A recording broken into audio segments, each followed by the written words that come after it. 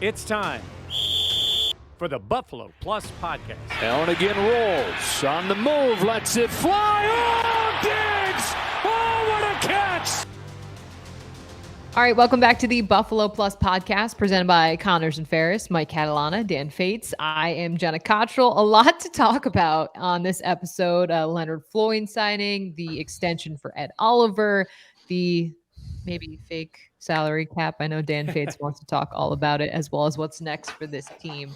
All right, Mike, a one-year deal for Leonard Floyd. He can give the Bills' defensive line a lot of help. What do you think this says? Why now? And what do you make of this? Well, here's what I make of it. Wait, I forgot to say like, comment, and subscribe. Sorry, guys. Yeah. You did. I guarantee you, people watching were going, why didn't Jenna say that? I know. Like, comment, subscribe. We know it. All right. You want to know what I think?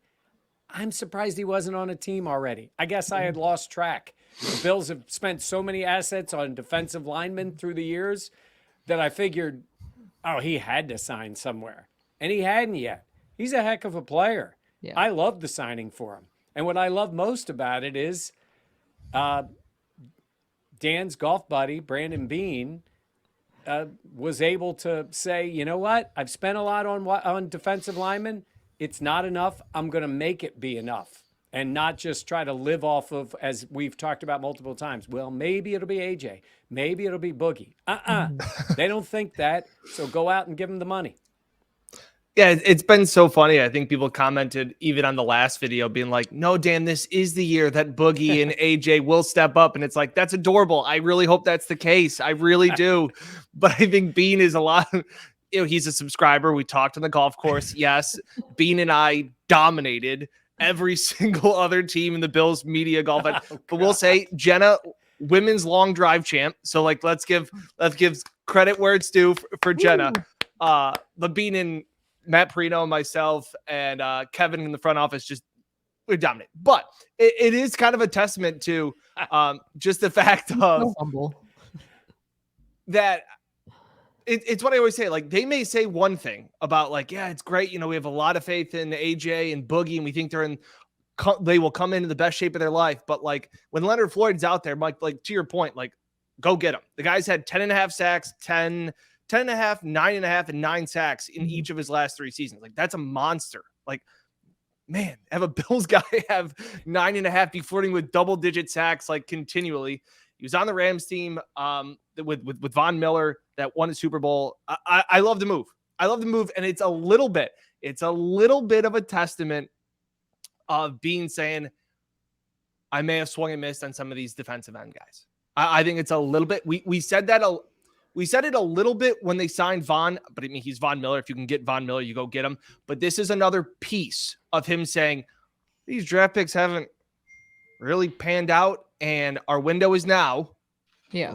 We can talk about salary cap in a little bit, but I love the move. I think it's a great signing. And again, I think it puts Boogie, AJ, some of those guys, even Greg, who's played well for being a first round pick, maybe not as good as they would hope. I think it puts them all in the hot seat.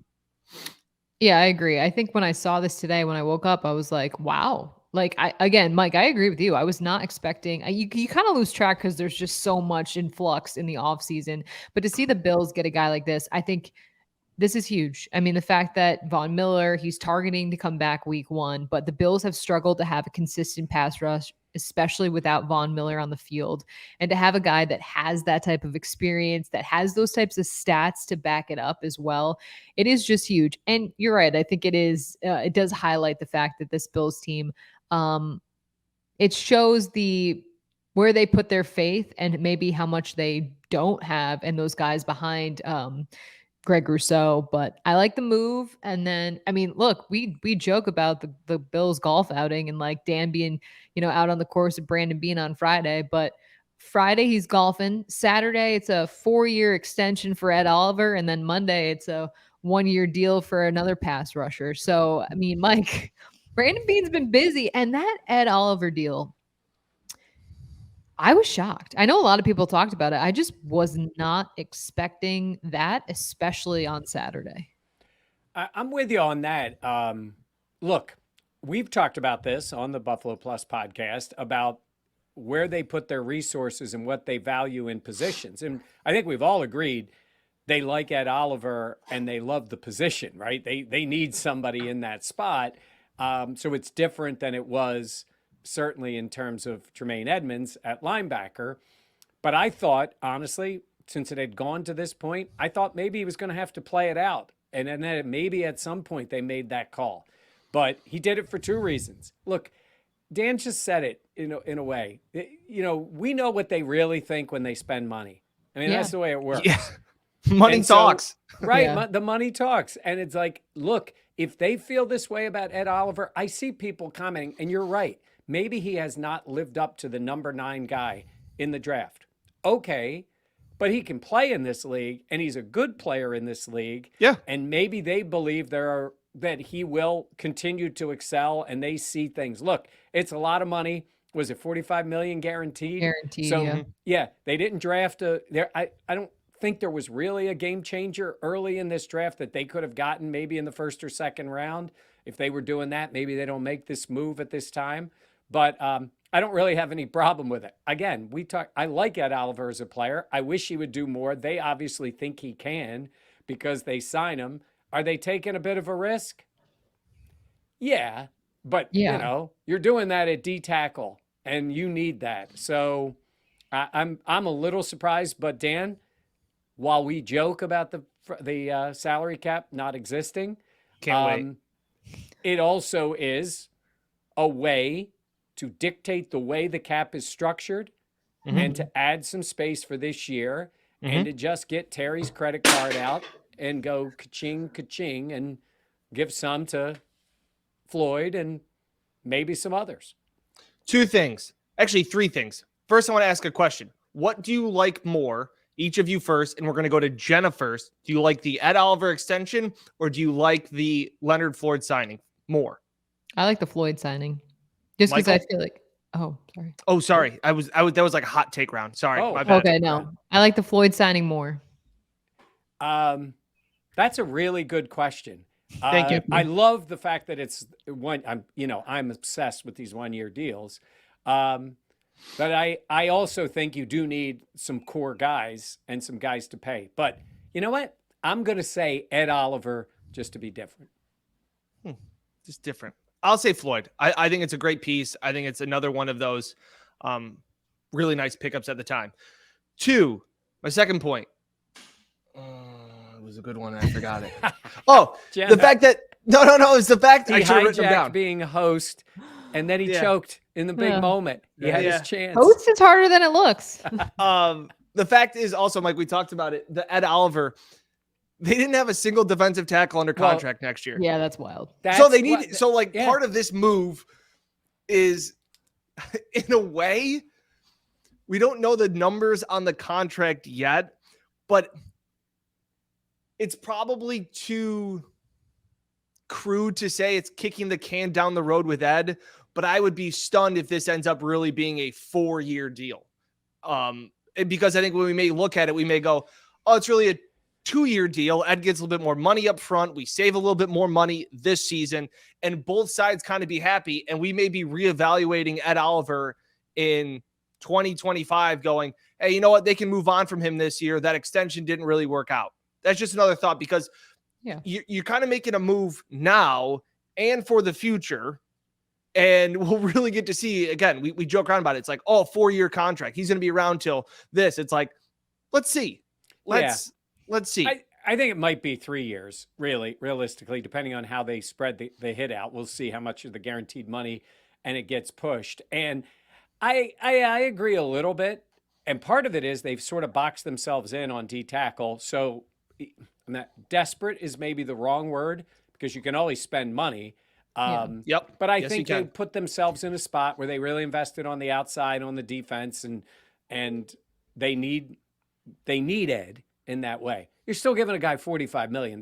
Like, that's a lot of money you're giving him. So they obviously have faith in the player, and they need him, and the position is important. So put all those things together. I think it's great. I think that when I say it's great, you're stuck. Like, what are you doing? What are you doing without him? You don't have a young player in its place. I mean, they've tried to do that at D end. obviously with Rousseau and Basham and Epinesa. And Rousseau looks like the guy that is going to be more of a mainstay. But yeah, at some point, you're just like this with Floyd. Like, you got to do something else to help you on the outside, and that's what they did. I don't remember what my third point is, so I relinquish the hosting duties back to you, Jenna. Thank you. Fail. That. You didn't fail. I will say, I think because my expectation around Ed was that it would be almost like a Tremaine Edmonds situation where you would like to see him maybe price himself out in Buffalo, have another team pay him well, and then kind of reboot and start over. Or he, kind of had an average season and you bring him back. And I think you're right, Mike. Like, the money spent on Ed proves the value that they have in him and the potential that they see in him going forward. I guess I did just feel surprised because I wasn't expecting a deal to get done now. I kind of thought it could be more of if they were going to do a deal, maybe it was a training camp situation or an early on in the season type of situation. If not, waiting until the end of this past year or this upcoming year. So I guess that to me is what's surprising. But I think for fans, I don't know, just seeing on Twitter, it was a pretty mixed reaction because I feel like a lot of people just think that there needs to be more from Ed. And Mike, like, what would you tell those fans? Because obviously the Bills really think highly of Ed and his caliber of play on the field. But I get why fans are like, they want something not tangible, but they want to see all that money going somewhere. Jenna, both can be true, right? And I don't disagree with fans who say we need to see more from Ed. And we always talk here about the truth in the NFL is you get paid for what you're going to do, not for what you've done. Ed's got a little bit in his advantage here again because of the way the team is structured, right? Yeah. They need him. They need the player and they need the position. So I just don't see them with an answer there. And going into the offseason, again, you're right. He could get offered that. At a certain point, you have to make the call on the guy. And somebody could make the argument you just said, well, you didn't have anybody to replace Tremaine Edmonds. He's a linebacker. And I think they're adjusting. We talked about this last time. They're adjusting the way they play defensively and how much emphasis they put on that position. Because they had a guy, a superior athlete in that spot. Chicago paid him. They let him walk out the door. I think if Ed played at the level he played. Yes. If Ed played this year at the level he played this past season, I think they might still have signed him. Yeah. That's where I look at it. And all of a sudden now you get to the point where Floyd's out there and you've got Ed and you've got Vaughn when he's healthy. Now all of a sudden get to this midway point of the year or whatever point when Vaughn's back. Now that D line can be a pretty good strength. And you still have those other guys in the rotation like Shaq and Jordan Phillips and those guys too. So I like it. I have to say, I like them getting this done. And Jenna, you were like, why now? Maybe. I think part of it is to free up some cap space too. Get it done now and boom, they turn right around and spend that extra space it appears to be on Floyd for this year. And I wanted to ask you guys, like, it's an arms race, I feel like, in the AFC. It really is. And Dan, do you think that BEANE has done enough to improve this roster heading into this year? And do you feel like this Bills team will continue to compete at the top 3 in terms of the conference? That's a really good question. Thank you. I don't know. And because I still have some questions offensively. And maybe that's fair. That's an answer. maybe it's because I still don't know how I feel about Ken Dorsey. I knew we were going to Dorsey. Yeah, it's like a Venn diagram. Everything Dan it's says a flow chart. It's a flow chart. It just links back into Dan questioning Ken Dorsey. It's like a water cycle. Yeah, because I don't know if they've done enough offensively. I know adding Kincaid hopes to be a big part of that. Yeah. Hopes to be that big weapon for Josh. I still don't know if Spencer Brown, they continue to add pieces on the offensive line. But I still don't think there's a definitive solution that we saw to the problems at the end of last year, personnel wise. I still don't know if there are zone beaters or guys that can do what we've seen successfully Cole Beasley and guys like that do. I don't know if that's there yet. And I know that it's going to evolve in this offense, things like that. I love what they've done defensively. I'm in full support of that. But you talk about the arms race, Jenna, in the AFC. Yeah. To me, it's all about offense. And that's just how I'm wired. And it's just, I get it. Defense wins championships and all these things. You gotta, you know, guys got to run the ball. You got to be able to run the ball and control it. To me, I just want to be able to score. And I look at, again, can't remember who it was, but somebody from ESPN put out the Bills wide receiving rooms of every team. And the Bills were like 20th. And I thought it was fair. And I just thought that scares the hell out of me. So yeah. And again, DeAndre Hopkins, I feel like has been talked ad nauseum, and the more reports that are coming out, the less likely it appears that he will be in Buffalo. Bean and I didn't have those conversations when we were approaching like the 7th green. You mean when he was yelling at you to hit a fairway for once and help him out?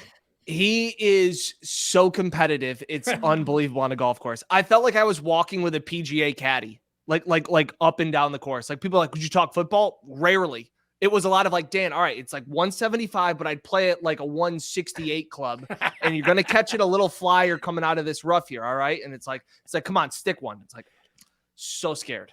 Wait, can I tell you guys a funny story? I don't know if I told you this in the car ride back on Friday.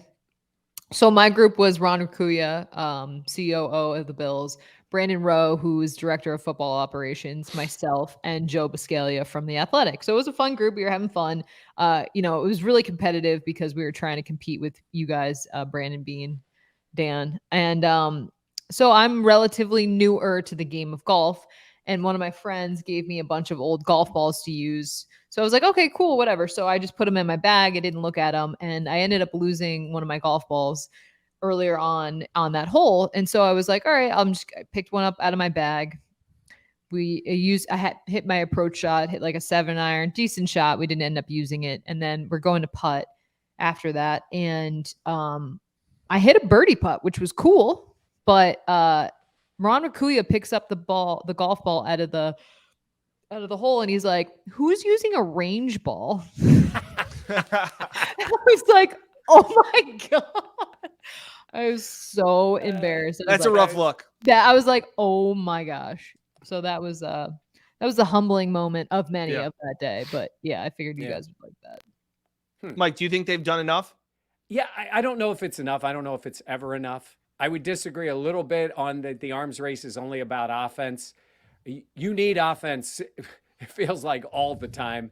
You need defense to make a few stops. I mean, that's the way this league. It's like when you watch the NBA. Like these guys can score and score and score. Immensely talented. You need some stops at the right moment, and I think that's why you need, pass rushers, and that's why they went out and got Floyd to help them. Now, they still need help at wide receiver. Maybe they have more faith. Maybe there'll be a veteran that pops loose at some point that they bring in that can be another guy if it's not a DeAndre Hopkins. But I think they look and say, we still have Josh Allen. We have Stephon Diggs. We got a lot of talent on this team. We can score points. We need a few more stops. And that's what they're trying to do. Maybe the margin is a little tighter. It'd be great to say you can go out and get 40 every game. And maybe it's 34. And you need somebody to get to the quarterback. That's why they brought in Vaughn. I think Floyd will help them. I'd still like to see something else. One more proven weapon. Yeah. Maybe it's a Corey Davis, depending on what the Jets do. I don't know. Yeah. I'm just throwing it out there. Guys will get cut loose. It'll happen. So maybe it's a guy who has been around the league that maybe can give them, at least has more of a resume than the guys who are behind Diggs, and I'll even say Gabe Davis. Yeah. That was the other thing you talk about, Mike. You talk about like guys will get cut. And whenever you think of like will happen, things like that, the other thing I'm constantly thinking about now is like guys will get hurt. And so like you're looking at this wide receiver and you're like, well, you still got Gabe's and Diggs and, and all these things. It's like, okay, what if one of them misses 3 to 4 games? Or what if combined they miss 6 games, which is not to say they're injury prone or anything like that, but like it's a possibility. And then do you want Trent Sherfield being your number 3? Like, is that what you're comfortable with? Because I wouldn't be. So I guess that's part of where I look at it and I go, you still need another pass catcher. And again, Maybe that's Dalton, and maybe that's part of what they're hoping to be. I just think it's a lot of pressure to put on a rookie tight end. I And also it's just guys feel like who the never way have done it. I'm Yep. sorry, Jenna. I'll let you. But there's a lot of guys who've never done it on a consistent basis. Maybe haven't Yeah. gotten the chance. I mean, if Trent Sherfield is a legit guy in their offense, that's fantastic. He's never maybe done that, or gotten the opportunity to do that. So you don't have a track record on him. Yeah. And obviously we don't on Kincaid either. So Well, that would be found money if Yes. Sherfield becomes Yeah. that, because you're not banking on that. yeah. But I will say, I think of the Dalton Kincaid, and I feel like for so many fans, it's like, well, he's going to transform this offense and all of these things. But I really do have question marks because, and not just the player, but just in general, the way we've seen the Bills handle first round draft picks. And I feel like a lot of times they're really keen on like slowly implementing them into their responsibilities. And that's why and I guess it does circle back to the Ken Dorsey and the confidence that you have in him as well. I think that's really unfair to put all those expectations on Dalton Kincaid, considering. Yeah. Jenna, can I push back a little bit on how they handle draft picks? Only reason I say that is, like, they have been willing to play rookies right away. I feel like, but with their first round draft picks, I look back at Greg Rousseau. I look back even at Kyer Elam. I feel like even with like Ed Oliver and stuff, they would put him out and then they would take him out. Like there's not many first round draft picks that the Bills have had. I feel like where they're like, he's out there and you could talk about Josh Allen, Tremaine Edmonds, Trey White, but I feel like a lot of the other guys, as of more recently, they really haven't done that as much. But is that about because the reason I say that is Deion Dawkins started, Matt Milano started, Christian Benford started. I mean, obviously Josh Allen started week 1.5. Like they have. But those other guys you mentioned are not first round draft picks. But I'm saying is it about that? That says more about who they picked in the first round. I mean, Christian Benford was a 6th rounder, and he started at corner in the first game in LA. So I mean, that's also an indictment on their draft picks. That's right. That's why I'm saying is I don't think it's about them being young. I think it's more about, did we pick the right guy? Well, and then jumping off of that, though, why can people be so confident that Dalton Kincaid is going to transform this offense? I don't That's disagree where I'm coming with that from at all. I just feel like what we've seen from this team, and I mean, that might sound overtly critical, but at the same point, some of these first round draft picks, as of recently, they haven't made the impact out on the field immediately 100%. that you kind of expect from garnering a top 32 pick. You can make an argument their picks in the other rounds have certainly been better than their first round picks, right? Yeah. I think, you take Josh Allen out of it, essentially. Yeah, I mean, right? I mean, I think you know, go ahead. And Jenna, like you were saying too, that like the mixed reaction on social media, it's like, Ed Oliver was a top 10 pick.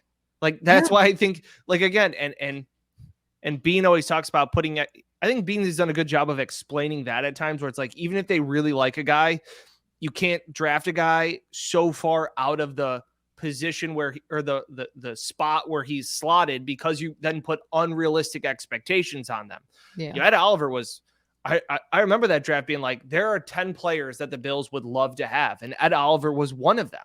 Yeah. And so when he fell to them, it was Hawkinson, right? Wasn't that the other guy that they thought he we were in he went for that. Yep. Yeah. So that was just one of those things. So I don't know, Jenna. That's a really good point of, is it they're bad picks, or they don't know how to manage them, or they're just scared to give them full that's why I'm saying is they play like Matt Milano has started from the beginning, but we're talking about first round picks. That's what Jenna's point is. I'm saying is usually it would be like they don't, because people will say they don't like to play rookies. They do play rookies just because they're first I didn't rounders. say that though. No, I'm saying is in the idea is like, I'm thinking, wouldn't they normally we would have all thought Kyer Elam going to start week 1. And you would say, if they started Dane Jackson and said, we don't trust him, they brought back a veteran. No, they started Benford like that. So I get what you're saying and that's why I would look at Dalton Kincaid and go, I don't want to indict him because other first picks haven't been ready to go. because I do think they would like to play a rookie. But what I would caution fans is kind of what you're saying is even rookies who have come in and been good in offense, it's a rare guy who steps right in with those snaps, especially on the offensive side of the ball. Like there's the Justin Jeffersons, guys like that just are studs from day one. It usually takes a little, look at like Kyle Pitts with Atlanta. He's all world tight end. He drafted what, number 4?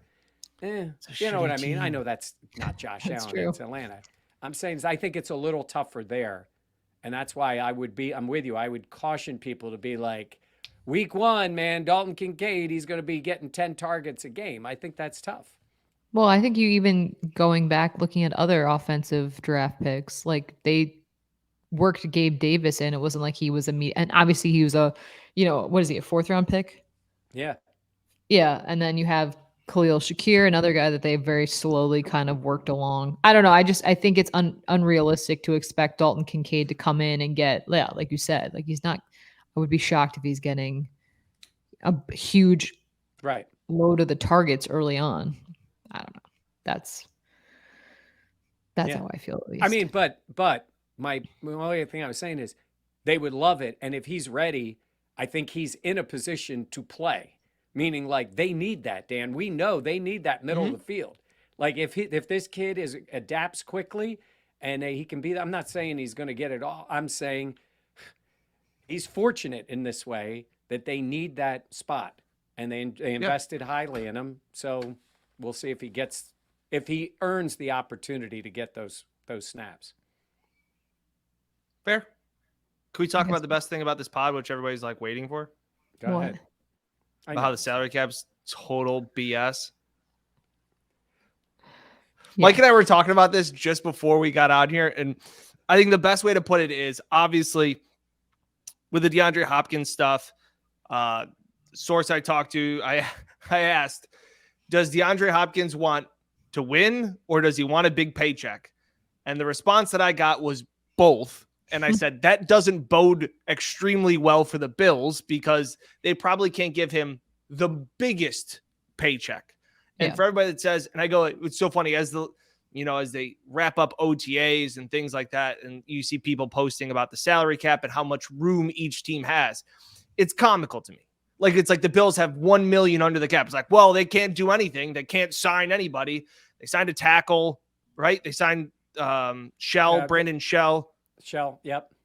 They signed him. All of a sudden, wow, poof. They extend Ed Oliver. Now we don't know the figures yet as we record this on Monday at like 2:30. We don't know the deal yet of Leonard Floyd. So it is comical that all of a sudden it's like, well, Bills can't do anything. It's like, oh wait, yes they can.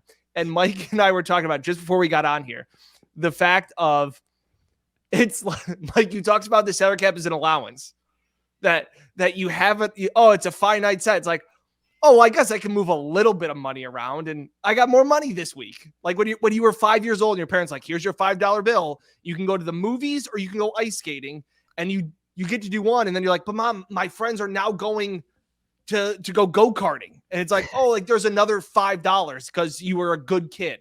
Like that's what the salary cap is. It's so days like this, days like this I live for. I live for days like this. Okay. Yes. The thing people have to understand about the cap, and I'll say this, and I always say, it's Andrew Brand who says it all the time. The cap is accounting. It's how you put the numbers into the figures that the NFL needs. There's always ways around it. It's about how much money your owner can and will spend in order to spend more. So is it easier if you have cap space? Yes, because you don't have to make any other moves. That's you what don't I have say. to get creative. Right. When Arizona cut DeAndre Hopkins, they didn't have to spread it out over 2 years no, they're just like 22 million this year. We're tanking. I don't think they officially said we're tanking, but they're tanking. Right. So, but the Brandon big Beane sign in their does locker room when they walk in. But Brandon Beane Don't does believe. have to do that. So it does take multiple moves. It does take it, but it's accounting. It is how you put the money on the ledger that is spent already. So that's what's different. And so they do that. Then it's about, but then it is spending the money. Like, you're giving Ed Oliver $45 million guaranteed. There's going to be a big signing bonus, and that money gets spread out. So, yeah, if you want to make the excuse of, sorry, Ed, we couldn't sign you, we don't have the cap space. Yeah, Ed knows it. His agent knows it. Everybody knows it. They didn't want to sign him or didn't want to spend the money on that position, like with Tremaine. They made the call not because of the cap. They made the call because they did not think the player was worth the money that was out there. That's the way it works. The salary cap is malleable. 100%. There's your word of the day. Now you do have to fit into what it is real in this sense. You can't be over the cap. Like at points, you can't. Okay. But you kind of, it's like a shell game a little bit. Yeah. And for everybody, for everybody that for everybody that just says like, oh, Dan thinks salary cap's real because that's what he thinks. Like, there is logic that goes into my thought process. And it was funny because Matt Perino did say that I should tell Bean the salary cap isn't real and then see if he wanted to hit me. And I thought, he goes, that would be a good argument that we could start. And I was like, I just want to play golf and have a good time. And this was great. But to Brandon Bean, the salary, he needs to believe and tell people the salary cap is real because it's how he uses it. Like just like with Tremaine Edmonds, like you know what I'm saying? Like, he needs to keep the mirage that the salary cap is real to some respects. And the big thing I always talk about is that there's a rule. It's a prehistoric rule, pretty much, is when the NFL got started and they started doing the salary cap. It was a fund rule. And if you go back into it, it has stayed in the rule book of the league of how the league operates. And pretty much it goes back to when these owners weren't this rich and they were afraid that the owners wouldn't be able to pay the players. So they put in that, hey, you have to take about 20% of the guaranteed money and put it in a different account, like right then and there. So guaranteed money goes into a separate account until whenever. So even though somebody gets signed for $200 million, Terry Pagula has to set aside $20 million and can't touch it. So while the salary cap is to create a level playing field, each billionaire owner are built differently. And some aren't as liquid, and some don't have as much cash up front to be able to just set aside the money. Yeah. Terry spends the money. Yeah. Correct. So this thought of like, well, the salary cap makes it a level playing field. It kind of, but all the owners are different as to how they want to handle it. It's like when, Mike, we talk about moving money around, and Jenna uses the word malleable. When they convert contract money into signing bonuses, Terry cuts a check right then and there. Ralph never wanted some to owners. Do that. God bless Correct. Ralph Wilson. But he never wanted to do that. He didn't want to spend money on coaches he wasn't employing when they were gone. Like, it was a different world that the Bills lived in. So, but to the point, for Brandon Beane, the salary cap absolutely is real because he does have to deal with the accounting part of it. So he does have to make 4 moves sometimes in order to sign the player he wants. To adhere to the salary cap. He couldn't just say, we're signing him. Screw you, Goodell. I don't care about the cap. No, he has to make a move to free up the space. The point is, don't believe teams when they say it's about the cap, right? It's not you, it's me is the idea of it's about the salary cap, right?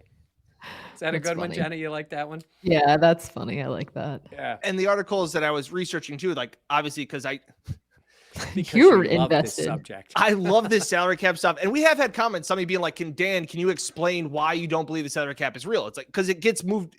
It's, as I've joked around about, and to Mike's point, it is used by teams as an excuse to not pay somebody. It's an easier way instead of saying, yeah, we didn't think Tremaine Edmonds was worth that much money.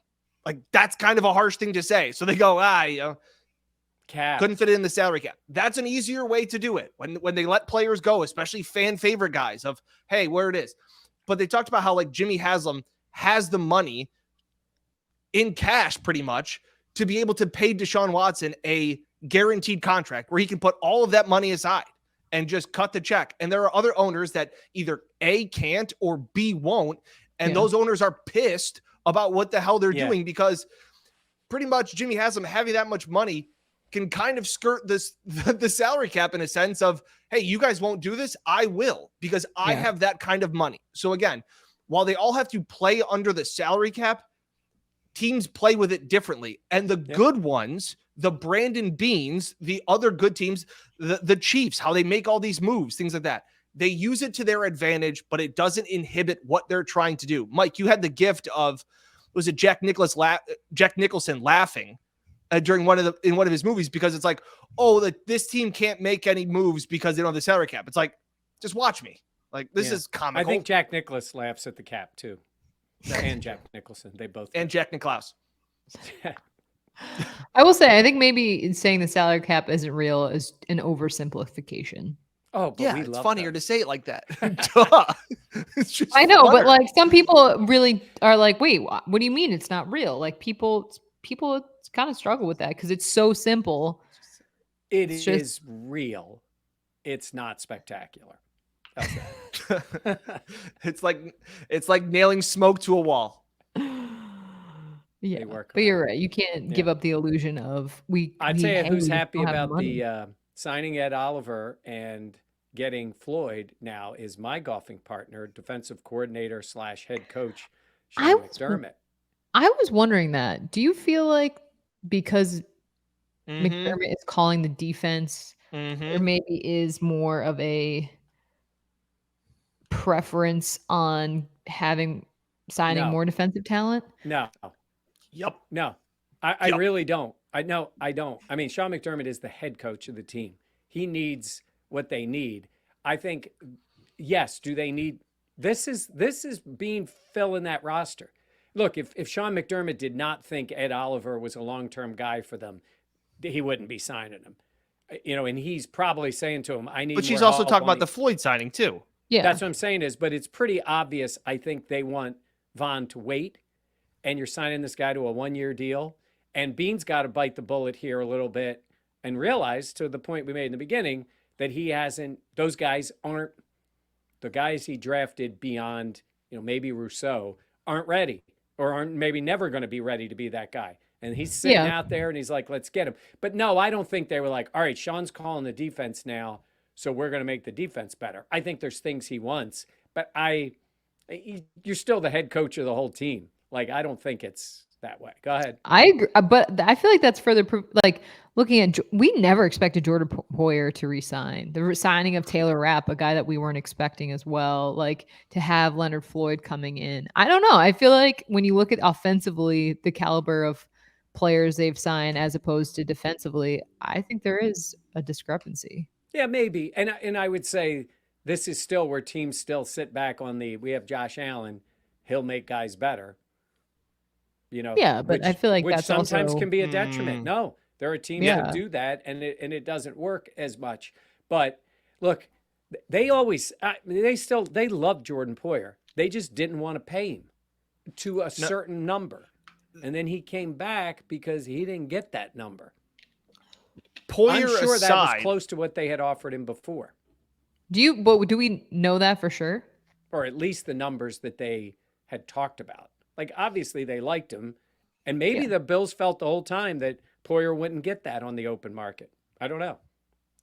To me, to Jenna's point, I think what it comes back to, and it's something that I always talk about on here, and maybe I oversimplify this as well, ego.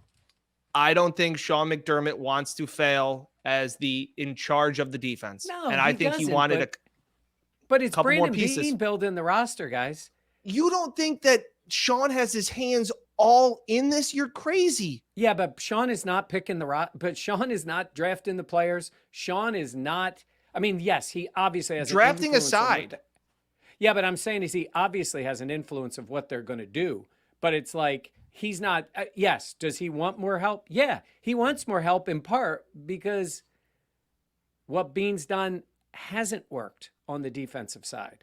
So it's on him because too. He's now at full fault of this defense if it doesn't succeed. Yeah, I guess. It's also Jenna's with me. I know that look, Jenna. Hey, let me tell you something, guys. I do agree with you. Yeah, okay. I'm saying too is maybe to some extent he's pushing him, saying I need more help. But I'll put it to you this way: if the whole organization did not believe, and that goes from the D-line coaches, if they didn't believe in Ed Oliver, they wouldn't be signing him. It's not because Sean's calling the plays on defense. But I Right, don't think and- those have to be mutually exclusive. Like, I don't think those have to be aligned. Like, you can sign Ed and think he's a good player, and McDermott, I would say, agrees with that. But I'm just saying the caliber of defensive players that you sign comparatively to the caliber of offensive talent you sign this offseason, it's weighed way more on the side of the defense. Yeah, I mean, they did let Edmonds walk, so they're filling that to some extent with the other players, right? I mean, look, Tremaine. We can say what you want, but Tremaine was a, Pro Bowl level player, a guy they picked high, and it's a hole in the middle of the defense. So yes. But I'll say to you is I don't think it's like we got to make the defense better at the expense of the offense. I think when they can get another offensive weapon, now they did go out and get offensive players too, whether it's Sherfield and Hardy. They drafted Kincaid in the first round. So yeah, I just don't know if that's Sean driven. Now, I don't think it's his ego. I do want to clarify. Like, I don't think it's his ego. I think it's competitiveness, drive. No, I think it's just like the influence, but I don't mean that in like him in an overbearing way. I just think that like, hey, Sean, you're going to be calling the defense now. What do you want? What's the type of player you want? Like all of that. I agree with you, Jenna. And do I believe he's been in Brandon's ear saying, I need another pass rusher? Yeah. Yeah. And so they got him one. Go get him. But he's also going to maybe have rookies or second-year guys who haven't playing middle linebacker for him this year. So that defense is different. But there's still another move. And the other move is going to be on the offensive side of the ball. I think it needs to be. Yeah. I agree. Good discussion, gentlemen. Yeah. Nice We also job need as an a IT host, person. Jenna. Yeah, The we other need guys- an IT person for Buffalo Plus. Oh my God. You know what I would tell you this? As a Piss me host, off. Dan is sort of Gabe Davis. He got a chance to move up into that role. That's so And- uncalled for. And That's it's so just, uncalled for. I was really hoping you would golf with him. oh, I know. I thought that. By the way, one last thing before we go. You guys talked about your golf experience. I hit a bad shot, and I called myself Michael. I go, Michael, what are you doing? And I've told you guys this. And Sean McDermott said, Michael, what's that? And I told him it's what my mom used to say to me when she was disappointed in me. And then he said, when you ask a question I don't like, I'm going to call you Michael. Will he call me Michael this year? Yes. Yeah. In training camp. Yep. Training camp. Okay. Early Yeah. on, but yes. Still not off season, Sean. It's training camp, Yeah. Sean. Okay. Which is I later. will get a Michael. You're gonna get a Michael. I believe it. All right. Well, what should we have people comment? Thoughts on the Edmonds or Oliver extension? Is Okay. the salary cap real? That one, too. And what do they think of the Floyd signing?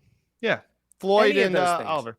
And is Jenna's and Dan's point about McDermott and his influence in whatever form impacting what they've done on defense compared to what they've done on offense?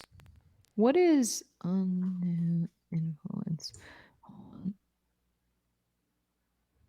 Never mind. That's not. I wanted to research a phrase before I said it because I didn't know if it would apply, and it does not apply. Okay. Okay. All right. Well, thank you for joining us, everyone. Please be sure to like, comment, and subscribe. We have our buffaloplusstore.com as well. What? That's the graphic that I always put in there. Oh, Subscribe. I got my new background. Dan's getting a new background. Mike needs a new background. Yeah, I'm getting one. I'm moving. I'm like you, Jenna. I'm moving to a new spot. I got plans for the new background. Did you buy the same shelves, Dan? Similar ones. Okay. I was gonna say. I didn't know if it should be the exact same, but yeah. Okay. Well, good. All right. Thank you all for joining us here on the Buffalo Plus YouTube channel presented by Connors and Ferris. We will catch you next time. For Mike and Dan, I'm Jenna. Thanks for watching.